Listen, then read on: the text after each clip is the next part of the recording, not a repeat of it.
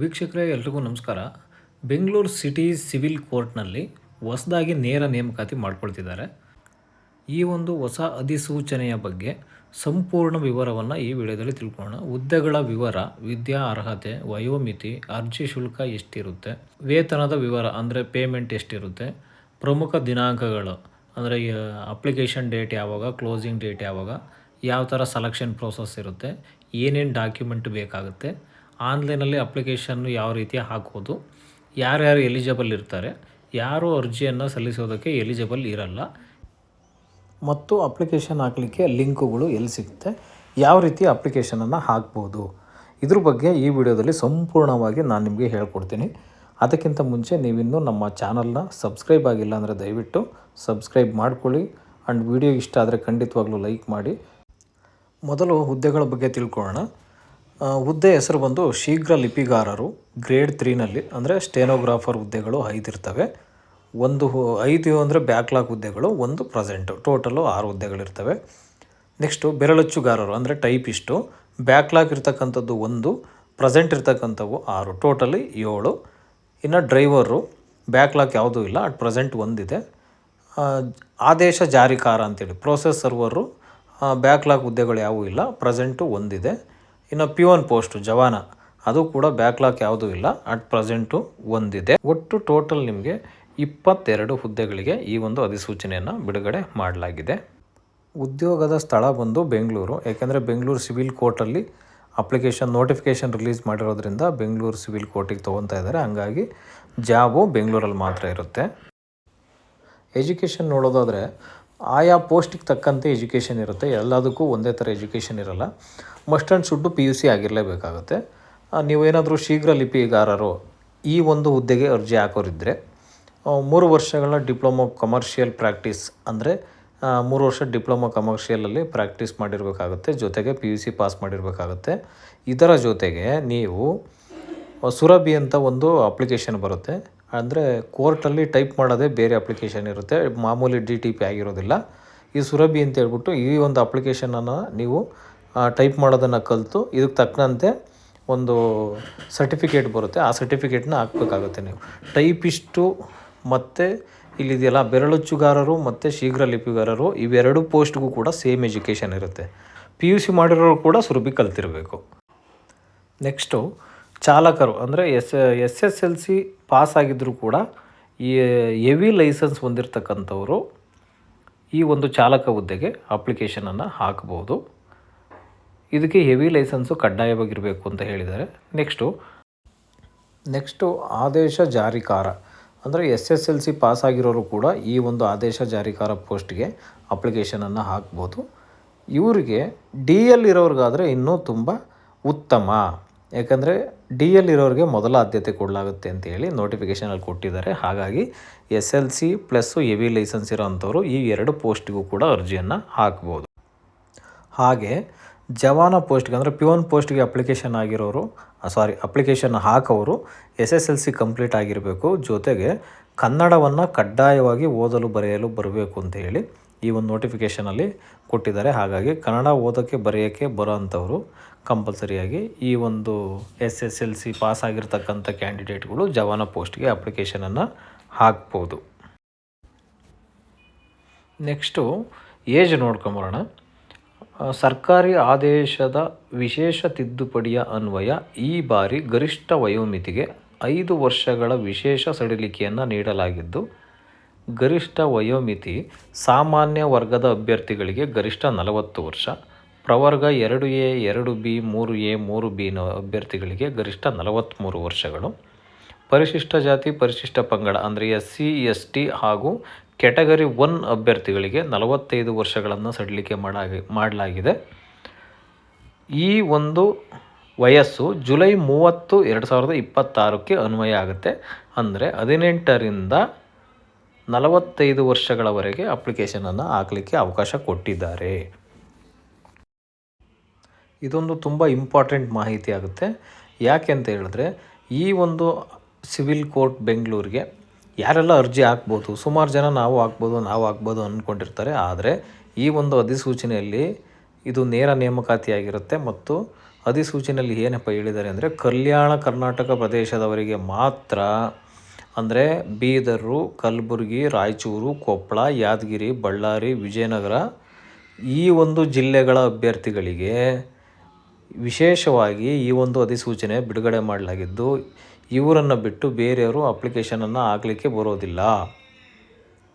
ಈ ಒಂದು ಪೀರಿಯಡ್ ಒಳಗಡೆ ಪುರುಷ ಅಭ್ಯರ್ಥಿಯಾಗಿರಲಿ ಮಹಿಳಾ ಅಭ್ಯರ್ಥಿಯಾಗಲಿ ಇಬ್ಬರಿಗೂ ಕೂಡ ಅವಕಾಶ ಇದೆ. ಆದರೆ ಇದು ಕೇವಲ ಕಲ್ಯಾಣ ಕರ್ನಾಟಕದವರಿಗೆ ಮಾತ್ರ ಸೀಮಿತವಾಗಿರುತ್ತೆ, ಬೇರೆ ಜಿಲ್ಲೆಯವರಿಗೆ ಇದು ಸೀಮಿತ ಆಗಿರೋದಿಲ್ಲ ಸ್ನೇಹಿತರೆ. ಇದೊಂದು ಗಮನದಲ್ಲಿಟ್ಕೋಬೇಕು ಅಭ್ಯರ್ಥಿಗಳು. ನೆಕ್ಸ್ಟ್ ಅಪ್ಲಿಕೇಶನ್ ಫೀಸ್ ನೋಡೋದಾದರೆ ಜನರಲ್ ಕ್ಯಾಟಗರಿನವ್ರಿಗೆ 300 ರೂಪಾಯಿ ಇರುತ್ತೆ. ಇನ್ನು ಒ ಬಿ ಸಿನವ್ರಿಗೆ ಅಂದರೆ second A, second B, third B ಅಭ್ಯರ್ಥಿಗಳು ಏನಿರ್ತಾರಲ್ಲ ಅವ್ರಿಗೆ 150 ರೂಪಾಯಿ ಇರುತ್ತೆ. SC, ST ಮತ್ತು ಕ್ಯಾಟಗರಿ 1 ಪ್ಲಸ್ಸು ಹ್ಯಾಂಡಿಕ್ಯಾಪ್ಟು ಇವರಿಗೆ ಯಾವುದೇ ಅರ್ಜಿ ಶುಲ್ಕ ಇಲ್ಲ, ಅಂದರೆ ಫ್ರೀ ಆಫ್ ಕಾಸ್ಟಲ್ಲಿ ಅಪ್ಲಿಕೇಶನನ್ನು ಇವರು ಹಾಕ್ಬೋದು. ಶುಲ್ಕ ಪಾವತಿ ವಿಧಾನ ಅಂದರೆ ನೀವು ಅಪ್ಲಿಕೇಶನ್ನ ಹಾಕೋಕ್ಕೆ ಫೀಸ್ನ ಪೇಮೆಂಟ್ ಮಾಡಲಿಕ್ಕೆ ನೀವು ಆನ್ಲೈನಲ್ಲಿ ಅವಕಾಶ ಮಾಡಿಕೊಟ್ಟಿದ್ದಾರೆ. ಯಾವುದೇ ರೀತಿ ನಿಮಗೆ ಚಲನ್ನು ಮತ್ತು ಬ್ಯಾಂಕಲ್ಲಿ DD ಕ್ಯಾಶು ಆ ಥರದ್ದೆಲ್ಲ ಏನಿರೋದಿಲ್ಲ. ನೀವು ಡೈರೆಕ್ಟಾಗಿ ಆನ್ಲೈನಲ್ಲಿ UPI ಮೂಲಕ ಪೇಮೆಂಟನ್ನು ಮಾಡ್ಬೋದು. ಅಪ್ಲಿಕೇಶನ್ ಹಾಕೋದು ಹೇಗೆ, ಅಪ್ಲಿಕೇಶನ್ ಹಾಕೋ ವಿಧಾನ ನೋಡೋದಾದರೆ ಮೊದಲು ಬೆಂಗಳೂರು ಕೋರ್ಟ್ನ ಅಧಿಕೃತ ವೆಬ್ಸೈಟ್ಗೆ ಭೇಟಿ ನೀಡಿ. ಅಂದರೆ ನಿಮಗೆ ಬೆಂಗಳೂರದು ಏನು ಸಿವಿಲ್ ಕೋರ್ಟು ಅಪ್ಲಿಕೇಶನ್ ಇದೆಯಲ್ಲ ಆ ಅಪ್ಲಿಕೇಶನ್ಗೆ ನೀವು ಕ್ಲಿಕ್ ಮಾಡಬೇಕಾಗತ್ತೆ. ನಿಮಗೆ ಗೊತ್ತಾಗಲಿಲ್ಲ ಅಂದರೆ ತೊಂದರೆ ಇಲ್ಲ, ತಲೆಗೆಡಿಸ್ಕೊಳ್ಳೋ ಅವಶ್ಯಕತೆ ಇಲ್ಲ. ನಮ್ಮ ಡಿಸ್ಕ್ರಿಪ್ಷನ್ ಬಾಕ್ಸಲ್ಲಿ ಲಿಂಕ್ ಇದೆ, ನೀವು ಡೈರೆಕ್ಟಾಗಿ ಆ ಲಿಂಕ್ ಮುಖಾಂತರ ನೀವು ಅಪ್ಲಿಕೇಶನ್ ಹಾಕೋಕ್ಕೆ ಲಿಂಕ್ ಮುಖಾಂತರ ಡೈರೆಕ್ಟಾಗಿ ಅಪ್ಲಿಕೇಶನನ್ನು ಹಾಕ್ಬೋದು. ಅಲ್ಲಿ ನಿಮ್ಮ ಪೋರ್ಟಲ್ನಲ್ಲಿ ನಿಮ್ಮ ಹೆಸರು, ಮೊಬೈಲ್ ನಂಬರು ಮತ್ತು ಇಮೇಲ್ ಐಡಿಯನ್ನು ಕಂಪಲ್ಸರಿಯಾಗಿ ರಿಜಿಸ್ಟರ್ ಮಾಡ್ಕೋಬೇಕಾಗತ್ತೆ. ನಂತರ ಡಾಕ್ಯುಮೆಂಟನ್ನು, ಪರ್ಸ್ನಲ್ ಡೀಟೇಲ್ಸ್ಗಳನ್ನು, ಡಾಕ್ಯುಮೆಂಟನ್ನು ಕ್ಲೀನಾಗಿ ನೀಟಾಗಿ ಫಿಲ್ ಮಾಡಿ, ನಂತರ ಸರ್ಟಿಫಿಕೇಟ್ಗಳನ್ನು ನೀವು ಸ್ಕ್ಯಾನ್ ಮಾಡಿ ಅಪ್ಲೋಡ್ ಮಾಡಿ ಪೇಮೆಂಟನ್ನು ಕಂಪ್ಲೀಟ್ ಮಾಡಿ, ನಂತರ ಅಪ್ಲಿಕೇಶನನ್ನು ಡೌನ್ಲೋಡ್ ಮಾಡಿ ಇಟ್ಕೋಬೇಕು. ಅಕ್ಲಾಟ್ಮೆಂಟನ್ನು ಡೌನ್ಲೋಡ್ ಮಾಡಿ ಇಟ್ಕೋಬೇಕು. ನೆಕ್ಸ್ಟ್ ಅಪ್ಲಿಕೇಶನ್ ಡೇಟ್ ನೋಡೋಣ. ಆನ್ಲೈನ್ ಅರ್ಜಿ ಸಲ್ಲಿಕೆ ಪ್ರಾರಂಭ ದಿನಾಂಕ ಅಂದರೆ ಜುಲೈ 1ನೇ ತಾರೀಕಿಂದ ಅಪ್ಲಿಕೇಶನ್ನು ಪ್ರಾರಂಭ ಆಗ್ತಾಯಿದೆ. ನಿಮಗೆ ಅಪ್ಲಿಕೇಶನ್ ಹಾಕಲಿಕ್ಕೆ ಕೊನೆಯ ದಿನಾಂಕ 30 ಜುಲೈ, ಅಂದರೆ 1 ತಿಂಗಳು ನಿಮಗೆ ಅಪ್ಲಿಕೇಶನ್ ಹಾಕಲಿಕ್ಕೆ ಕಾಲಾವಕಾಶ ಇದೆ. ನೀವು SC, ST ಕ್ಯಾಟಗರಿನವರಾಗಿದ್ದರೆ ಮಸ್ಟ್ ಆ್ಯಂಡ್ ಶುಡ್ಡು ಪ್ರವರ್ಗ ಸರ್ಟಿಫಿಕೇಟ್ಗಳನ್ನು ಇಟ್ಕೊಂಡು ಅಪ್ಲಿಕೇಶನನ್ನು ಹಾಕಿ. ಜನರಲ್ ಮೆರಿಟ್ನವ್ರಿಗೆ ಇದು ಸಮಸ್ಯೆ ಬರೋದಿಲ್ಲ, ಪ್ಲಸ್ STನವ್ರಿಗೂ ಕೂಡ ಇದು ಸಮಸ್ಯೆ ಬರೋದಿಲ್ಲ. SCನವರಾಗಿದ್ದರೆ ಪ್ರವರ್ಗ A, ಪ್ರವರ್ಗ B, ಪ್ರವರ್ಗ C ಅಂತೇಳಿ 3 ಗ್ರೂಪ್ ಮಾಡಿದ್ದಾರೆ. ಈ ಗ್ರೂಪ್ ಸರ್ಟಿಫಿಕೇಟನ್ನು, ಒಳ ಮೀಸಲಾತಿ ಸರ್ಟಿಫಿಕೇಟನ್ನು ಮಾಡಿಸ್ಕೊಂಡು ನಂತರ ಅಪ್ಲಿಕೇಶನ್ ಹಾಕಿ. ಏಕೆಂದರೆ 1 ತಿಂಗಳು ಟೈಮ್ ಇರುತ್ತೆ, ಸೊ ಆರಾಮ್ಸೆ ಅಪ್ಲಿಕೇಶನನ್ನು ಹಾಕ್ಬೋದು. ಇದು ಸಂಪೂರ್ಣವಾಗಿ ಆನ್ಲೈನ್ ಅಪ್ಲಿಕೇಶನ್ ಆಗಿರುತ್ತೆ. ಅಧಿಸೂಚನೆ ರಿಲೀಸ್ ಆಗಿರೋದು 24 ಜೂನು. ನಿಮಗೆ ಅಪ್ಲಿಕೇಶನ್ ಸ್ಟಾರ್ಟ್ ಆಗೋದು ಜುಲೈ 1, ಅಪ್ಲಿಕೇಶನ್ ಕ್ಲೋಸ್ ಆಗೋದು ಜುಲೈ 30. ಅಪ್ಲಿಕೇಶನ್ ಆಗಲಿಕ್ಕೆ ನಿಮಗೆ ಡಾಕ್ಯುಮೆಂಟ್ಸ್ ಏನೇನು ಬೇಕಪ್ಪ ಅಂತ ಹೇಳಿದ್ರೆ, ಕಂಪಲ್ಸರಿಯಾಗಿ SSLC ಡಾಕ್ಯುಮೆಂಟ್ ಅಂದರೆ SSLC ಮಾರ್ಕ್ಸ್ ಕಾರ್ಡು ಕಂಪಲ್ಸರಿಯಾಗಿ ಎಲ್ಲ ಪೋಸ್ಟ್ಗೆ ಅಪ್ಲೈ ಮಾಡೋಕ್ಕೂ ಕೂಡ ಮೇಯ್ನ್ SSLC ಡಾಕ್ಯುಮೆಂಟ್ ಬೇಕಾಗುತ್ತೆ. ಜೊತೆಗೆ ಅದು ಸಂಬಂಧಪಟ್ಟಂತೆ ನಾವು ಈಗ ಡ್ರೈವಿಂಗಿಗೆ ಆಗ್ತಾಯಿದ್ದೀವಿ ಅಂದರೆ ಕಂಪಲ್ಸರಿ SSLC ಮಾರ್ಕ್ಸ್ ಕಾರ್ಡು ಜೊತೆಗೆ ABDL. ಅದೇ ರೀತಿ ನೀವು ಬೆರಳಚ್ಚು ಮತ್ತು ಶೀಘ್ರ ಲಿಪಿಗಾರರು ಇವ್ರಿಗೆಲ್ಲ ಅದಕ್ಕೆ ತಕ್ಕಂತೆ ಏನೇನು ಎಜುಕೇಷನ್ ಅಂದರೆ ಸರ್ಟಿಫಿಕೇಟ್ಸ್ ಇದೆಯಲ್ಲ, ಸುರಭಿ ಕಲ್ತಿದ್ರೆ ಸುರಭಿ ಸರ್ಟಿಫಿಕೇಟ್ ಬೇಕು, ITನವ್ರಿಗೆ ITI ಬೇಕು, ಜೊತೆಗೆ SSLC ಮಾರ್ಕ್ಸ್ ಕಾರ್ಡು.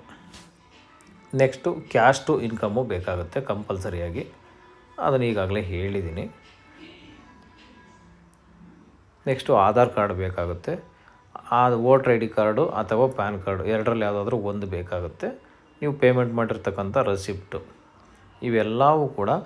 ಇದಕ್ಕಿಂತ ಮುಖ್ಯವಾಗಿ ಕಲ್ಯಾಣ ಕರ್ನಾಟಕದವರಿಗೆ ಮೀಸಲಾತಿ ಕೊಟ್ಟಿರೋದ್ರಿಂದ ಇದು ಕಲ್ಯಾಣ ಕರ್ನಾಟಕದವರು ಕಲ್ಯಾಣ ಕರ್ನಾಟಕದ ಮೀಸಲಾತಿ ಅಭ್ಯರ್ಥಿ ಮೀಸಲಾತಿ ಸರ್ಟಿಫಿಕೇಟನ್ನು ತೆಗೆದುಕೊಂಡಿರಬೇಕಾಗತ್ತೆ. ಈ ಒಂದು ಕಲ್ಯಾಣ ಕರ್ನಾಟಕದವರು ಕಂಪಲ್ಸರಿಯಾಗಿ ಕಲ್ಯಾಣ ಕರ್ನಾಟಕದ್ದು ಸರ್ಟಿಫಿಕೇಟ್ ತೊಗೊಂಡೇ ಈ ಒಂದು ಅಪ್ಲಿಕೇಶನನ್ನು ಹಾಕಲಿಕ್ಕೆ ಬರುತ್ತೆ. ನೆಕ್ಸ್ಟ್ ಪೇಮೆಂಟ್ ನೋಡೋಣ.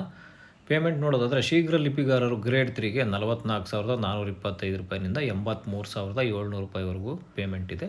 ಬೆರಳಚ್ಚುಗಾರರಿಗೆ 34,100 ರೂಪಾಯಿನಿಂದ 67,600 ಇದೆ. ಡ್ರೈವರಿಗೆ 34,100 ರೂಪಾಯಿನಿಂದ 67,600 ಇದೆ.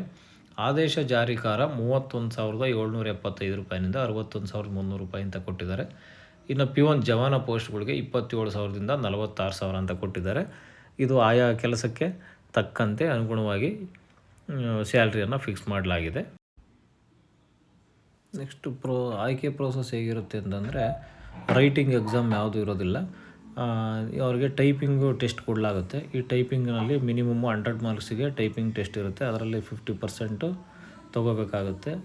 ನೆಕ್ಸ್ಟು P1 ಮತ್ತು ಜವಾನ ಪೋಸ್ಟ್ಗಳಿಗೆ ಯಾವುದೇ ರೀತಿಯಾಗಿ ಪರೀಕ್ಷೆ ಇರೋದಿಲ್ಲ. SSLCನಲ್ಲಿ ಬಂದಿರತಕ್ಕಂಥ ಮೆರಿಟ್ ಮೇಲೆ ಇದನ್ನು ಆಯ್ಕೆ ಮಾಡ್ಕೊತಾರೆ. ಡ್ರೈವಿಂಗಿಗೆ ಮಾಮೂಲಿ ಡ್ರೈವಿಂಗ್ ಎಕ್ಸಾಮಿನೇಷನ್ ಇರುತ್ತೆ, ಅದರಲ್ಲಿ ಪಾಸ್ ಆಗಬೇಕಾಗುತ್ತೆ.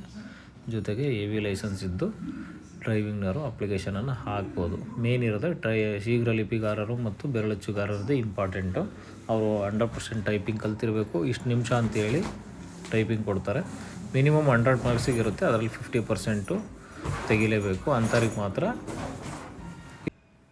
ಅಭ್ಯರ್ಥಿಗಳಿಗೆ ಒಂದು ವಿಶೇಷ ಸೂಚನೆ ಕೊಟ್ಟಿದ್ದಾರೆ. ಇಮೇಲು ಮತ್ತು ಮೊಬೈಲ್ ಸಂಖ್ಯೆ. ಅಭ್ಯರ್ಥಿಗಳು ಚಾಲ್ತಿಯಲ್ಲಿರುವ ಮೊಬೈಲ್ ಸಂಖ್ಯೆ ಮತ್ತು ಇಮೇಲ್ ಐಡಿಯನ್ನೇ ನೀಡಬೇಕು. ಏಕೆಂದರೆ ಮುಂದಿನ ಎಲ್ಲ ಸಂವಹನಗಳನ್ನು ಇದರ ಮೂಲಕವೇ ನಡೆಸಲಾಗುತ್ತದೆ. ಅಂದರೆ ಕಂಪಲ್ಸರಿಯಾಗಿ ಮೊಬೈಲ್ ನಂಬರು, ಇಮೇಲ್ ಐಡಿ ನೀವು ಇಟ್ಕೊಂಡಿರ್ಬೇಕಾಗತ್ತೆ.